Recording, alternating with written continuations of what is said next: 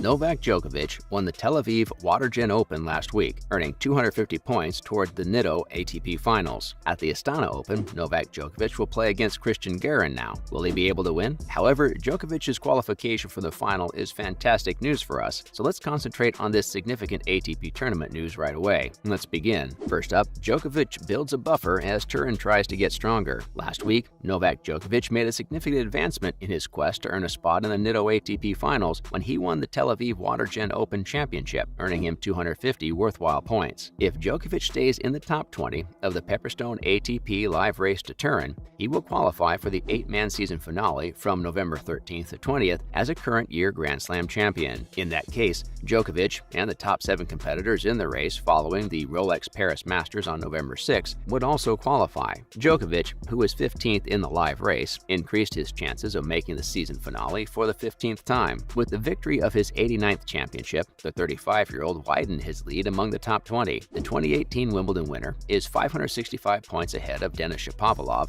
in 21st place and will attempt to join Roger Federer with 6 season-ending victories if he qualifies. The Serb started last week with just a 360-point lead over Alex de Minaur, who was ranked 21st. The 5-time Nitto ATP Finals champion will have another chance to increase his point total this week at the ATP 500 Astana Open. In the opening round, he will face Christian Garin of Chile. Up next, the 7th spot is a closely contested position. There are several players vying for the 7th spot. Felix Auger-Aliassime, who is ranked 7th, dropped his first match at Astana, making Hubert Hurkacz and Taylor Fritz eligible to face him this week. Hurkacz in 9th place and Fritz in 10th place might surpass the Canadian's 2,860 points. Hurkacz, 2,680, would have to make it to the Astana final. His victory over Argentine Francisco Cerundolo on Monday in Kazakhstan set up a matchup with either home favorite Alexander Bublik or Dutchman Talon Griekspoor. For Fritz, 2,385, to surpass Auger-Aliassime's point total, the trophy must be raised in Tokyo. The American's opening match in Japan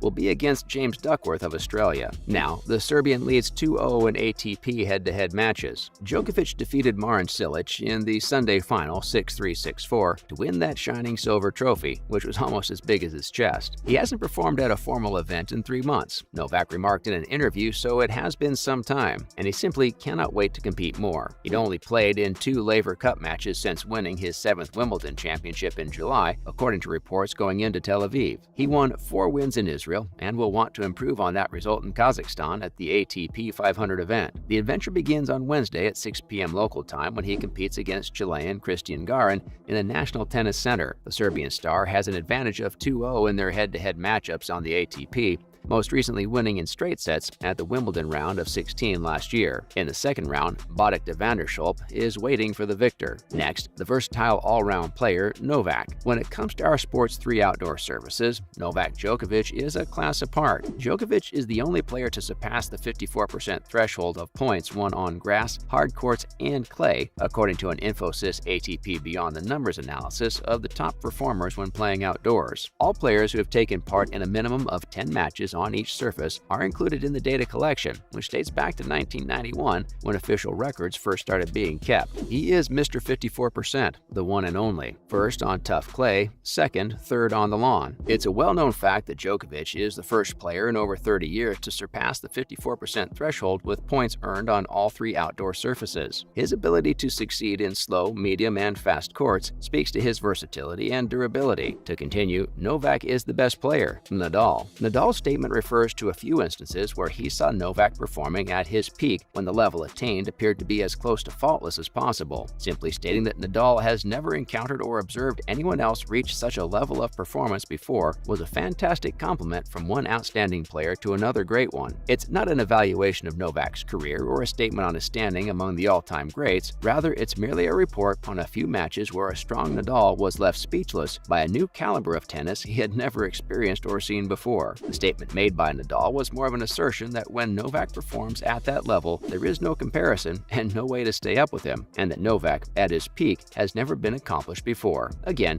we weren't meant to imply that he was the best or unbeatable or that his consistency, career, or season was evaluated, just a viewpoint on some games that absolutely blew his head. We can't think of better praise or a more direct assessment of how Novak has contributed to the constantly changing standards of contemporary tennis, coming from probably the greatest player of all time. Last but not least, least, Novak's overhead smash will be a problem this year. Novak is a complete player. He is therefore challenging to defeat on any surface. Despite this, he has the least feel for volleying of all his weapons. He was raised as a traditional baseliner and occasionally hesitated to approach the net when a player who was raised on a serve and volley game would not. However, Novak has progressively become a better volleyer over time and has progressed in this area. The overhead smash is the one other skill Novak occasionally has trouble with. Despite being quite skilled at it, some note that he misses finishing a smash more frequently than players like Rafa or Roger. However, a player is already in a lot of trouble if they wager that their overhead smash will make the difference between them and Novak. The propensity to play more quietly and give the initiative to the opponent is one feature of play that Novak can occasionally use against him. Novak can be held guilty of lowering his effort and playing more defensively in order to play it safe and hope that his opponent makes the first mistake. Sometimes this results from his opponent playing very well or redlining his game. Whatever the case, tennis is a very challenging game to master, and there is always space for growth. Moving on to other news. First off, ATP announces record-breaking Challenger Tour upgrades. The ATP Challenger Tour will feature a record number of events, a multi-million-dollar prize pool, and an improved tournament schedule starting in January 2023, according to significant enhancements revealed by the ATP. The changes result from an extensive analysis and strategy development process carried out over the last 8 months by the ATP's new senior Challenger Tour staff. The Challenger 90 and 110 categories will gradually be eliminated by the ATP, decreasing the number of categories from 6 to 4. In addition, the ATP will debut 3 brand new high-end Challenger 175 events with a combined prize purse of $220,000 during the second week of the ATP Masters 1000 tournaments in Indian Wells, Rome, and Madrid. The 2023 Challenger Tour will reach an all-time high of 195 tournaments, up from 183 in 2022, offering players additional opportunities. The total prize money on the Challenger Tour will grow from $13.2 million in 2022 to a record $21.1 million in 2023, a 60% increase. Up next, Iga Swiatek, number 1. Iga Swiatek defeated Coco Gauff with ease to advance to the San Diego Open semifinals and move one step closer to winning her 7th singles championship in 2022. At the Barnes Tennis Center, the world number 1 destroyed the home favorite 6-0-6-3 in a commanding performance that lasted only 65 minutes. Swiatek, who won at the US Open a month ago, improved her perfect record to 4-0 against the number 8 in the world to advance to a 3rd straight semifinal. In the Miami semifinals, the quarterfinals at Roland Garros, and the quarterfinals of the US Open, Swiatek prevailed in all 3 of their previous encounters this year. Finally, Andy Murray defeats Pedro Cachin to make the Gijón Open quarterfinal. Andy Murray overcame a set deficit to defeat Pedro Cachin 2-6, 7-5, 7-6, 3 and advanced to the quarterfinals of the Gijón Open. Alejandro Davidovich Fokina, the 6th seed, was defeated by Murray in the first round before the match. The Spaniard broke the Scot early in the first set, but the Scot came back brilliantly to win the set 7-5. Murray then easily won the second set 6-2 to advance to the next round. In the round of 8, Roberto Bautista Agut of Spain